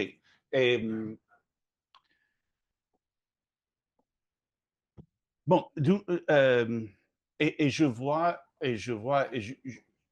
OK, je tiens la main. Je connais mieux les luttes aux États-Unis et là, je ne vois pas, mais peut-être il y a, dans le sens dont tu parles, un réformisme. Moi, je vois plutôt le mot d'ordre de pouvoir destituant, souvent avec référence à Giorgio Agamben et ce type d'alliance entre le destituant et l'abolition comme pratique. Moi, bon, c'est certes l'opération souvent de moi et Tony, et c'est d'un côté de suivre les luttes, et l'autre c'est essayer de récupérer ces pensées et de les mettre dans un autre cadre, de le comprendre dans le sens meilleur. Et donc, moi, avec l'abolition, c'est ça. On note que, au moins aux États-Unis et en Europe, je crois aussi, cette mot d'ordre de l'abolition, c'est à niveau général, ou bien dans les luttes, il faut le comprendre. Et je pense que bon, cette idée de le lier avec une pratique sociale de constitution, ça rend valable l'abolition. Bon, mais c'est aussi vrai que je vois que tu dis avec le sens anarchiste de ce mot, mais il faut reconnaître que Marx aussi, il parlait beaucoup de l'abolition. Donc peut-être renouveler cet lien avec la pensée marxiste et l'abolition peut contribuer au discours contemporain de ça. Mais ça va... Bon, je sais bien que ce n'est pas une réponse adéquate, mais bon, on en parlera. Je pense que la négativité va avec un peu la question de Marguerite sur les deux temps, disons. Et parce que, ou bien j'ai bien compris la question sur la négativité. Le défi, je le vois, c'est de penser ces deux temps ensemble. Si, conceptuellement, on peut les individuer, c'est peut-être mieux pour l'analyser, de les considérer comme les choses différentes, mais en fait, il faut toujours les faire ensemble, dans le sens que je disais avec Marx, c'était en plusieurs endroits dans la pensée de Marx. Il essayait de penser l'histoire comme le résidu du pouvoir du passé et le fait que nous pouvons faire l'histoire. De penser ça ensemble, c'était un défi pour lui. Peut-être c'est pas. Et bon, et même dans une manière très pratique, quand nous inventons un nouveau monde, on le fait toujours avec ce qu'on est. Donc, on ne peut pas vraiment se séparer de... on vit dans un monde mystifié, corrompu, etc., mais il faut faire avec. Donc, c'est pas qu'on invente toute autre chose avec table rasa, on lutte avec ce qu'on est, on bricole. Et donc, je termine avec ça. C'est vrai, le titre, je ne me rappelais pas qu'on a dit ça, mais c'est vrai qu'entre nous, on disait on aimait beaucoup les titres de livres d'un seul mot. Donc, on est coincé dans ce sens. Et bien, demain, on voulait dire juste ce qu'on disait dans ce texte, pratiquement, que et on a la sensation que parmi beaucoup, on ne peut pas imaginer un avenir, un nouvel monde, etc. Donc, pour relancer l'histoire, il faut penser au demain, peut-être demain, c'est mieux que futur, parce que c'est proche, c'est pratique. On le fait demain. Donc, OK, on est Merci fini beaucoup. avec ça. Ouais. Io volevo chiederti che On a forse, très, très bien commencé. Et avant de vous lever, on fait une pause. Ok. On est un peu en retard avec le Ma, plan, mais on fait une pause de volevo 10 chiederti, minutes perché mi sembra un pour progetto le café. interessante. Après, il faut che puoi descendre fare tu. au premier étage. Tornare Il y aura 2 salles à côté. quello che Il y a eu un pensato changement politicamente organisationnel. Il y a la salle Tanti hanno 114 et à criticato, côté, legato al la salle movimento utopico 115.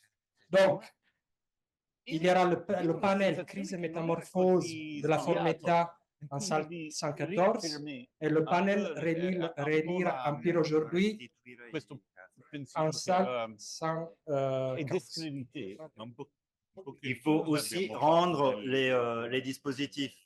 You have to bring back the devices for the simultaneous translation, please. Et la dernière chose, c'est qu'on essaie de rattraper le retard en recommençant quand même à 14 heures. Donc, la pause déjeuner, ça va durer un peu moins. Devo riguardare perché questo mi sembra, e anche quando tu dicevi oggi che proprio adesso che